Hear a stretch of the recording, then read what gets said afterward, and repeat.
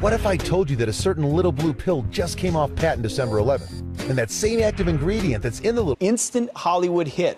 But the real Naval Fighter Weapons School is where the best of the best learned how to demand control of the sky. Today, on its 50th anniversary, the founder, the man who started it, of the legendary Top Gun School, shares the never-before-told story in his new book, Top Gun, An American Story. Captain Dan Pedersen joins me now.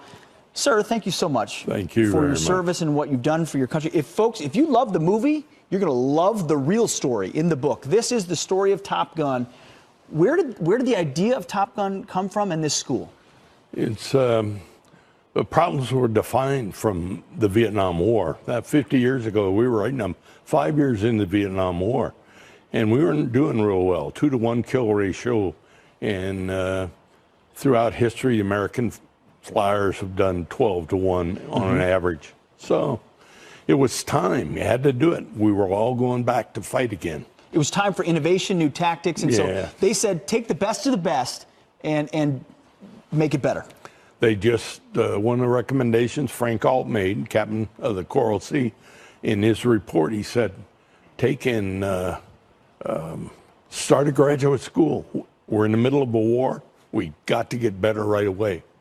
And the only way to do that is to consolidate you young people. And it worked. It was you and 8 originals. What were the name of the 8 originals? So we called ourselves the Original Bros. The Original Bros. 7 of the 9 are still alive. And it went from a 2-to-1 kill ratio to what? Well, at the end of the Vietnam War, from the day Top Gun started, we had 24-to-1. We changed the air war in Vietnam. And it's still a successful school today? Oh, yeah. It's going strong up in Fallon, Nevada. They're probably smarter. I don't know whether they're any better flyers. I don't know if they're as aggressive as you guys, though. The originals are always the toughest part of the crop. The book is called Top Gun, An American Story, truly an American story. Dan Pedersen, Captain, thank you very much. Thank you very much. For your service. Congratulations on this book. Because of guys like you, we live free today, and we know that. Thank you, sir. Check out that book. It's one I'll be checking out for sure. All right, President, I don't think we have a tease, or maybe we do. It's not on the teleprompter. Stick around to the show, okay? It's going to be a great show in the next hour. Oh, Griff goes to a Bernie rally, which is, have you ever been to a Bernie Sanders rally, Captain? No, you don't want to go. He doesn't look excited. I'm not either, but Griff went, so you don't have to. We'll bring it to you in the other hour. Stay with us. Received a vote. Mueller put 13 of the angriest Democrats in the history of our country on the commission. President Trump is doing such a great job. He was so impactful. The New Green Deal, or whatever the hell they call it, I think it's really something that they should promote. When the wind stops blowing, that's the end of your electric. Darling, is the wind blowing today? Going to win the Democratic nomination, which is not only going to defeat Donald Trump, the most dangerous president. Bernie Sanders or the Democrats are the ones fighting for marginalized people. Considering what we've been through over the last generation and what Democratic leadership has done to every community. A historic low in Hispanic poverty. Growth in median household income amongst Hispanics, actually doubling the growth rate of all other households. So I think we're going to do even better in 2020. Everybody's just getting by.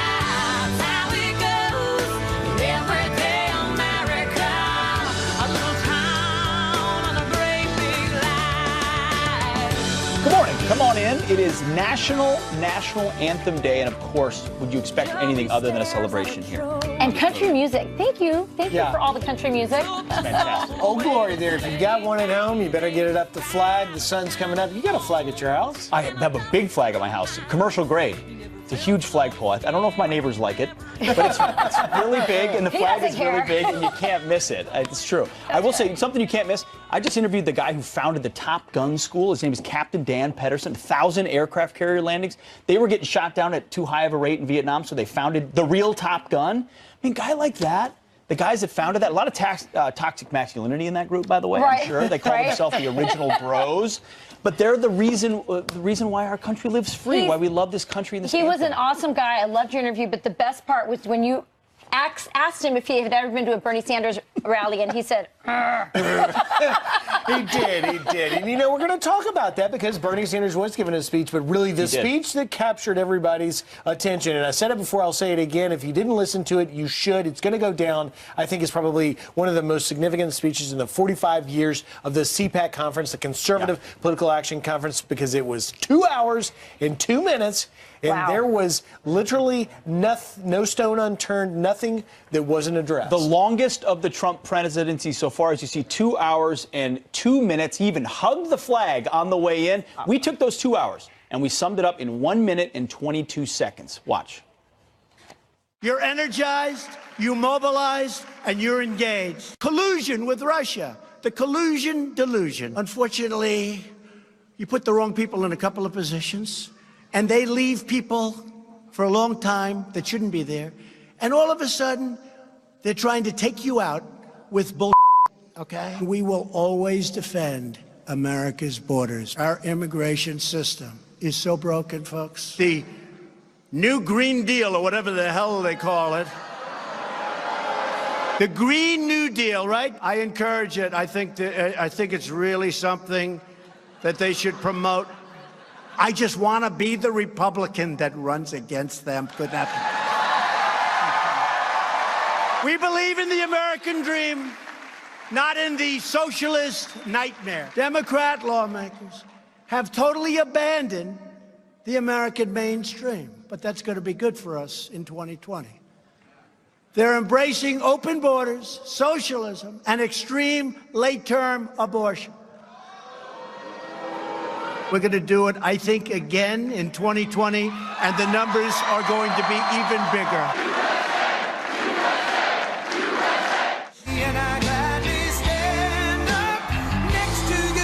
And we end with the start, Rachel. I mean, listen, he hugs that flag. It was amazing. And you just felt like, just like what we had just had Tammy Bruce on, this is what people like about him. This is truly who he is. He loves America. And he didn't poll test whether that would come off well if he hugged the flag.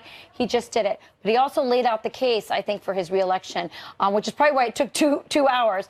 But he didn't just say what he was for. He also very deftly, I think, laid out all the crazy ideas on the left.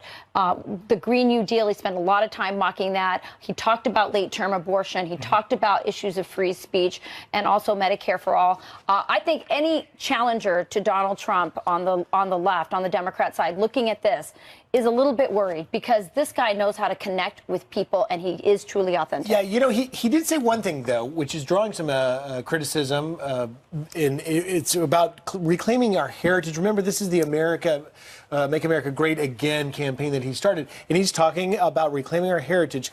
Let me play this clip for you, and I'll tell you why it's drawing attention. Listen. The men and women here today are on the front lines of protecting America's interest, defending America's value, and reclaiming our nation's priceless heritage. Now, one observer who did not believe that was such an appropriate comment, Sam Vinograd, who's a senior advisor for CNN. Here is what senior advisor to Biden, the Biden Institute, and on CNN. Yeah, listen. His statement makes me sick. On a personal level, preserving our heritage, reclaiming our heritage, that sounds a lot like a certain leader that killed members of my family and about 6 million other Jews in the 1940s. Okay. Except she forgets, of course, what the president means is our heritage of a country are shared values. It's what Michelle Malkin talked about on the stage, that our strength is not our diversity, it's our unity in shared principles and ideas and values. It's what our founders laid out before us. As flawed as they may have been as men, because we're all flawed, they laid down ideas for us to strive to, which we should unite around. But he used that word heritage, which, of course, they interpret, because they're grievance mongers, as something about race. Wait, but heritage is such a bad word, Griff. Well, hold on. We have producers here, and they work hard. And they looked into the Wayback Machine, into the videotape. And it turns out that Joe Biden may have said something kind of like that in 2011. It's time to stand up. It's time to fight back. It's time to reclaim our heritage. And it's time, and we are ready. We are looking for this fight. The future of our country depends on it. Oh, boy, that guy looks really angry. Yeah. And he's yelling about heritage. He's got to be a racist. Who could work for that man?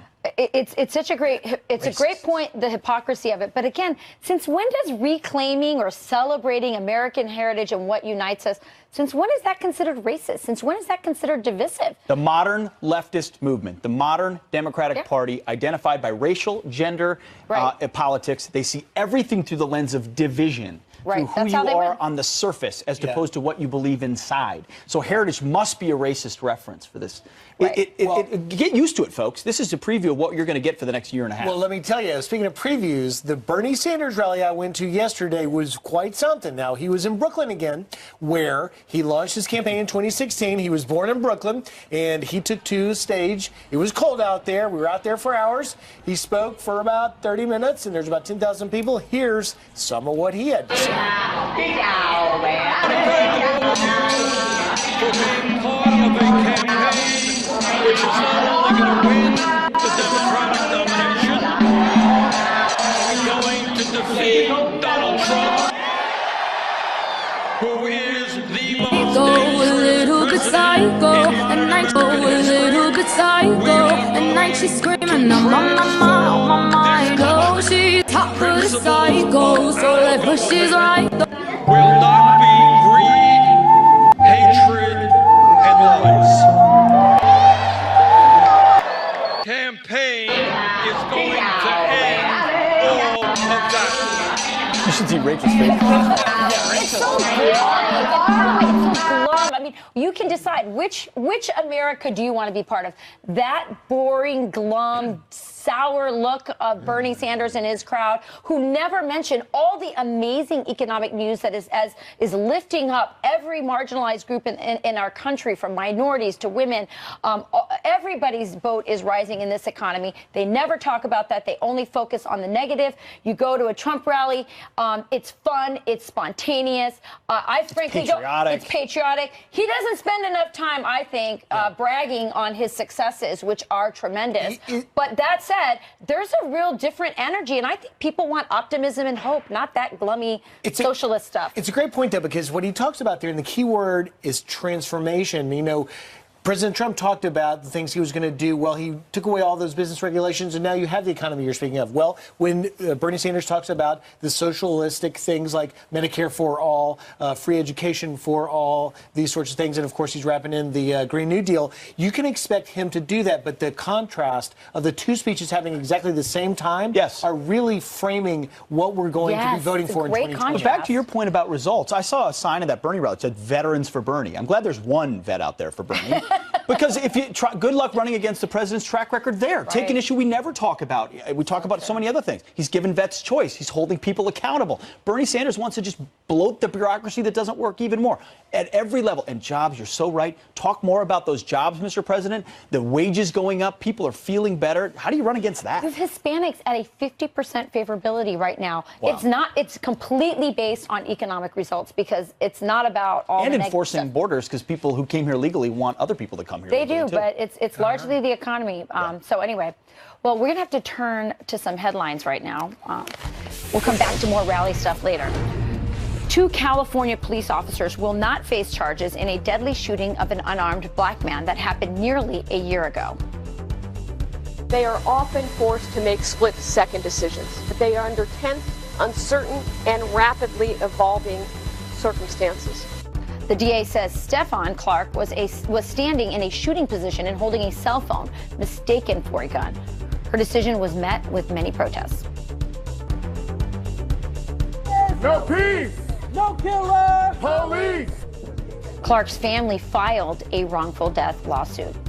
The desperate search for 2 young sisters is intensifying after they disappeared near their California home. 8-year-old Leia Carrico and her 5-year-old sister Carolyn were last seen on Friday. Police say they vanished after they asked their mom if they could go for a walk, and she said no. The only sign of the girls so far is a trail of granola bar wrappers. Let's pray for those little girls. A historic moment happening now as the first commercially built spacecraft designed to carry people docks at the International Space Center. We're watching live as they open the hatch. The SpaceX Crew Dragon capsule carrying a dummy astronaut named Ripley, and he will be greeted with a welcome ceremony. The spacecraft is also carrying supplies and an American flag. The Crew Dragon is on schedule to take astronauts to space this summer. And those are your headlines. Wow, exciting. Good stuff. I was listening, but I was also reading that Ocasio-Cortez loves to take planes and cars. Right, so does Bernie. He likes it, but he only likes private jets. Well, she'll get travel. there. She'll get there. She'll get there. Give it time. It's early. All right. President Trump doubling down on fixing our immigration problem during his CPAC speech. Our next guest serves our country in Congress and was recently deployed to our nation's border. And he says we're dealing with a crisis. Congressman Adam Kinzinger joins us live, coming up next. Plus, Saturday Night Live couldn't help themselves, this time taking aim at Michael Cohen and Congressman Jim Jordan. The first time I testified was also under oath. But this time I really mean it. You lying piece of human trash! I'm so angry I couldn't even wear a jacket today.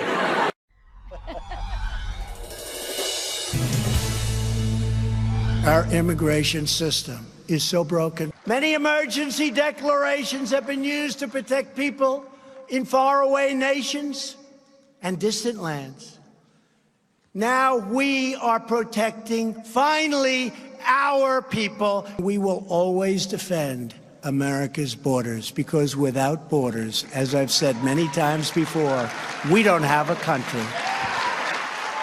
The president yesterday at CPAC doubling down on the importance of border security while rallying his base. GOP Congressman and U.S. Air National Guard pilot Lieutenant Colonel Adam Kinzinger recently deployed to the U.S.-Mexico border. He joins us now to weigh in. Congressman, thank you so much for being here. Now, it's important to note, this isn't your first deployment to the border. You've been 3 times before under former President Obama. What did you see now that changed your mind about the crisis down there? So the first 3 times I was in Texas, this time I was in Arizona, the first 3 times under President Obama. And by the way, every governor that is pulling their National Guard away from the border, that's because of politics. The National Guard has always played a role at the border of Mexico. The Democrats say they want technology. That's the National Guard. They're the technology on the border. So 3 times I did it under President Obama. There was a lot of immigration then in Texas. Here, what I saw that was very different, I saw a lot more drugs and human trafficking. So if you get on a group and they get an indication that Border Patrol's around, you always see 1 or 2 people sprint away from that group and abandon them. Those are the coyotes, the guides from the drug cartels, and then, of course, the drugs. Keep in mind, these cartels make money on 2 things, trafficking humans and trafficking illegal narcotics. Congressman, we see some shots of the plane that you fly in, speaking of technology, but you're saying even that aircraft might not be used on the border anymore. Yeah, so the Army National Guard is really good at understanding that they have a homeland defense mission. The Air National Guard is not. This is the only aircraft that the Air National Guard has that can do surveillance in the United States and do it legally. And the only fixed-wing asset. We do border, we do counter-drug. That's pillar 1 of the president's strategy, and the Air National Guard's trying to get rid of this. I've been really fighting, but I'm kind of a lone voice to do it because there's only a few of these aircraft. But it is playing a very important mission on the border of Mexico, a very important mission in the drug war, and I'm going to do everything I can to keep the Air National Guard from divesting it. The Air Guard's a great organization. They just don't understand that they have a significant role to play in counter-drug, border, and domestic homeland missions. Congressman, you mentioned these governors. One's from Wisconsin, who have decided now to pull troops back from the border. You say there's a political motivation. Unpack that a little bit. Yeah, 100%. So the guard, Democrats will say, we just don't want a wall, but we want technology. We're all for border security, just no wall. And then when you put that into action and you say, okay, well, the National Guard, planes like mine, the RC-26, the Army, et cetera, we are the technology on the border. And you have a governor like Governor Evers in Wisconsin that decides he actually pulled the Guard back. I found out about it. He wasn't going to announce it. I announced it for him. So I was happy to let everybody in Wisconsin know what their governor's doing. And the reason is because they're playing politics. If you want border security, but you just don't want a wall because you think it's wasteful, then use the National Guard to protect the border. The truth is, by the way, Pete, I never worked a single area of Arizona that had a wall. I didn't need to.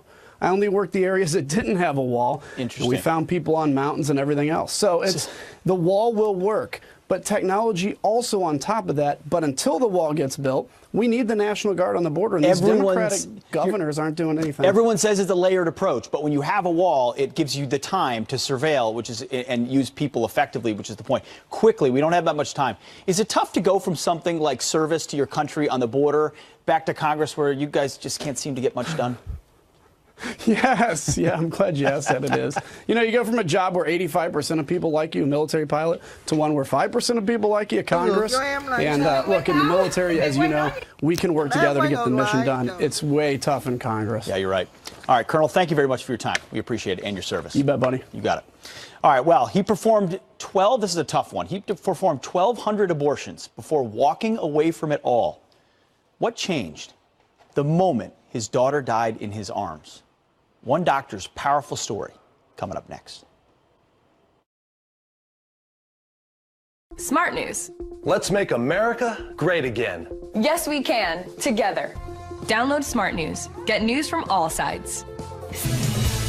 Good morning. Some quick headlines for you. University of North Carolina head basketball coach Roy Williams collapses during a game against Clemson. He was helped back to his feet and was waved as he was escorted off the court. He did not return for the second half. Williams said he suffered a vertigo attack and was okay. And this, an Arizona school sparking outrage from parents who say their children were told to remove their MAGA gear.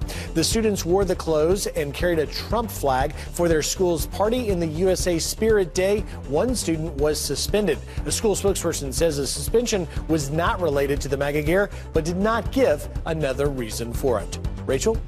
Thank you, Griff. Now, in a matter of 5 years, Dr. Anthony Levatino performed 1,200 abortions, including 100 second trimester abortions. During that time, his daughter Heather was hit by a car in front of their home. She was 2 months shy of her 6th birthday. Heather died in the ambulance on the way to the hospital. The death of his daughter led Dr. Levatino to stop performing abortions. Dr. Levatino is a board-certified OBGYN and former abortionist, and he joins me now.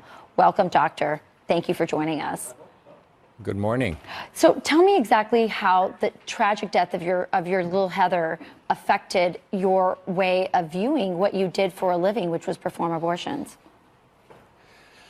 After losing your own child and then realizing you're the kind of person that will take money to kill other people's children, continuing as an abortionist was absolutely impossible, and I walked away from the abortion industry. You know, I've never been able to speak to an abortion doctor before. I have so many questions for you, or a former abortionist. Doctors like you know so much about fetology and fetal development and the science of the human and the humanity of a fetus. How does one go every day, day after day, and perform an abortion knowing what you know scientifically, medically? Because if you're a gynecologist and you say you're pro-choice and you really believe in that, then you do the abortions. You just look past all of the science and just do the abortions. Is abortion, the practice, is it lucrative? Is it profitable? Is that part of the motive as well? Well, I could make, at the time in the mid-1980s, I could make $1,000 doing a delivery, or I could do $1,000 doing 3 abortions. The abortions would only take about 30 minutes in total, and the pregnancy care and delivery would take hours and hours. So from that standpoint, you make more money in a shorter amount of time doing abortions than you do childbirth. Sure. Now, so few of us have seen what you've seen, behind the curtain, if you will, in the back rooms of abortion clinics. And in fact, there's a lot of controversy and intent on the other side to not let us see back there. Tell us what you see, what you saw when you were working as an abortion doctor. Well, this is, it's interesting because I think that, the example I often give is child labor ended when somebody got a camera in the factories. And I think it's very important that when people say, well, I support abortion, great, but understand what it is that you support. I became involved in a movie called Unplanned that's going to be released on March 29th. And it's a story of Abby Johnson, a woman who was the youngest clinic director in Planned Parenthood at the time, and who was very dedicated to the idea of a woman's choice, who, in the course of her work, almost accidentally, not quite accidentally, but she was asked to assist in an abortion and perform an ultrasound while an abortion was performed. And when she saw what happened to that child during that abortion, it totally changed her mind. And the movie Unplanned that's coming out on March 29th is going to give audiences the chance to see what abortion is.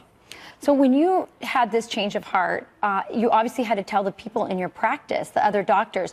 What was their reaction? But more importantly, has your story changed the minds of other abortionists? Is there a movement at all within that community to kind of see it a different way now? Many people that were involved in the abortion industry have walked away for various reasons. I mean, in my case, I lost my daughter.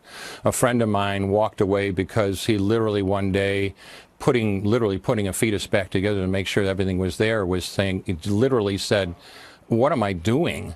Another doctor that I know, his daughter had attended a talk about abortion, and when she went home to her parents that night, said, I can't understand how anyone could do that to a little baby. And her father was so afraid she would understand what he was doing that he quit. He quit. So that's happening a lot. Yeah, it's very interesting.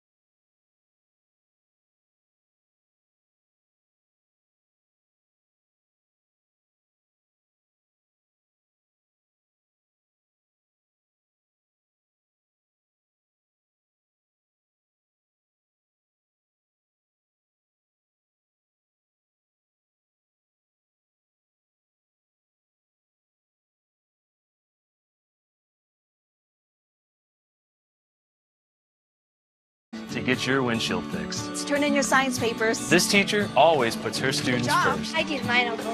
You did? Oh, I can't wait to read it. So when she had auto glass damage, she chose Safelite. With Safelite, she could see exactly when we'd be there. You must be Pascal. Yes, ma'am. Saving her time. So she can save the science project. Safelite repair, Safelite replace.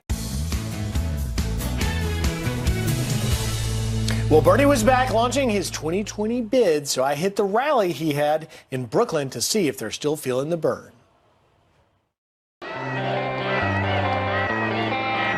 Bernie Sanders identifies with socialism. Do you identify with that? I think that Bernie Sanders' sense of democratic socialism is not really any type of radical socialism. We need a government that does not serve the 1%. We need to stop all these wars of intervention, these regime change wars, and we need to focus on the United States. I do think that there needs to be that element of capitalism at play, but I think that we are long overdue for some really strong socialist involvement. It's not really like this crazy outlandish label. It's more of just being able to support people who may not be able to support themselves. So that's what Bernie believes. That's something that we as the young people going out to vote are caring about. Honestly, I don't even know what socialism is. What does it mean? I don't know. I don't care. He's just for the people. If you had to pick one issue that matters most to you for the Bernie platform, what is it? I think it would have to be college for all. I would say climate change. I think everyone has a right to a job and to health care and to education. We can pay for this. We're the richest country in the world. If you look at our society today, capitalism is destroying itself. We have socialism for the rich in the United States, only for the rich. Most people and some people in America hear the word socialism and they get afraid. I understand that. My parents are Cuban. And my parents are Cuban immigrants. They left what is actually communism. You know, Cuba is very different. Communism in Cuba is very different from democratic socialism. We're talking about democracy and equality. It's not about being socialist. It's not about being a Democrat or Republican. We want the things that other countries are able to afford. Are you Bernie Sanders all the way, can't be dissuaded? That is my stance. I am a big fan of Tulsi Gabbard. I'm committed to Bernie. He's the only candidate, I think, in the Democratic field right now that is a true progressive. I love Bernie Sanders. I love this man more than anything in this world, and I want to see him as 2020 as the president. There's about 10,000 or so people out there, and almost everyone told me that they were already committed this early in the 2020 race. So, you know, on the Republican side, Donald Trump definitely wants to frame this as capitalism and prosperity versus socialism and what that stands for. Do you get the sense that the Democrats that were at the rally are ready to defend socialism? They're right behind him on this? Absolutely, good point. And when they were telling me that they were committed to Bernie, they said it's because the other candidates are just trying to mimic what Sanders started in 2016, and now it's coming to fruition. They're more than ever ready to defend Yeah, it. and that's Bernie's problem. Everyone is Bernie now on the Democrat side. So take your pick. And he's kind of yesterday. We'll see if he catches on. Unless we will Biden find out. gets in, and if Biden takes a more moderate track and pushes back against it. So far, we haven't seen a candidate do so. You mean Jeb Biden? Good luck with that. An allusion to Jeb Bush, who flamed out in that primary season last year. Low energy. You know where all the energy is. All right. Well, the call is out asking Americans to help honor our heroes. And all you need is a pen, paper, and a stamp. He's a Medal of Honor recipient, and she sang the national anthem in all 50 states. They tell us all about their message of patriotism. Coming up.